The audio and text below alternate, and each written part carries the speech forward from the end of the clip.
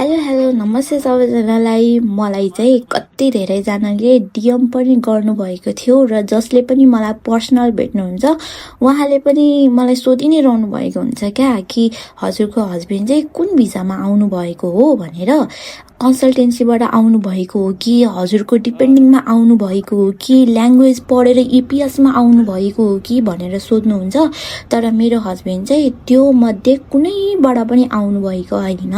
उहाँ चाहिँ पहिला नेपालमा हुँदाखेरि एयरपोर्टमा काम गर्नुहुन्थ्यो एज अ सुपरभाइजर विस्तारा एयरलाइनमा। त्यही कम्पनीले उहाँलाई चाहिँ सिपमा पठाउनु भएको, कोरियन एसएम लाइन सिपमा है त।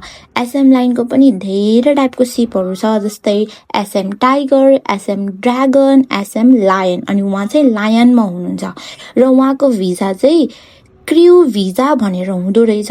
त्यो चाहिँ कस्तो खालको भिजा हो मलाई पनि थाहा छैन, तर उहाँ चाहिँ अस्ट्रेलिया टु कोरिया आउ जाउ गरिरहनुहुन्छ सिपमा।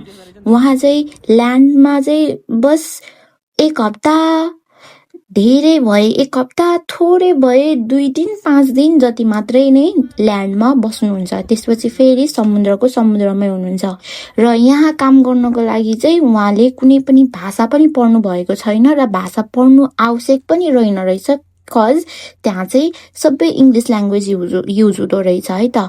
अनि यहाँ चाहिँ उहाँ एउटा नेपाली हुनुहुन्छ, त्यसपछि इन्डोनेसियन, फिलिपिन र कोरियनहरू हुनुहुन्छ। मेरो हस्बेन्डले चाहिँ हार्ड वर्किङ गर्नुभएको चाहिँ यो फर्स्ट टाइम हो कि मैले कहिले पनि सोचेकै थिएन कि मेरो हस्बेन्डले हार्ड वर्कमा चाहिँ यति लामो समयसम्म गर्न सक्नुहुन्छ होला काम भनेर। तर उहाँले चाहिँ मलाई नै अचम्म पार्नुभयो, किनकि उहाँ चाहिँ सानैदेखि आफ्नो ग्रान्ड प्यारेन्ट्सहरूसँग हुर्किनु भएको हो र हामीलाई थाहा नै छ ग्रान्ड प्यारेन्ट्सहरूले कति धेरै पुलपुलाएर हुर्काउनुहुन्छ भनेर होइन, राजकुमार जसरी राखेर हुर्काउनुहुन्छ।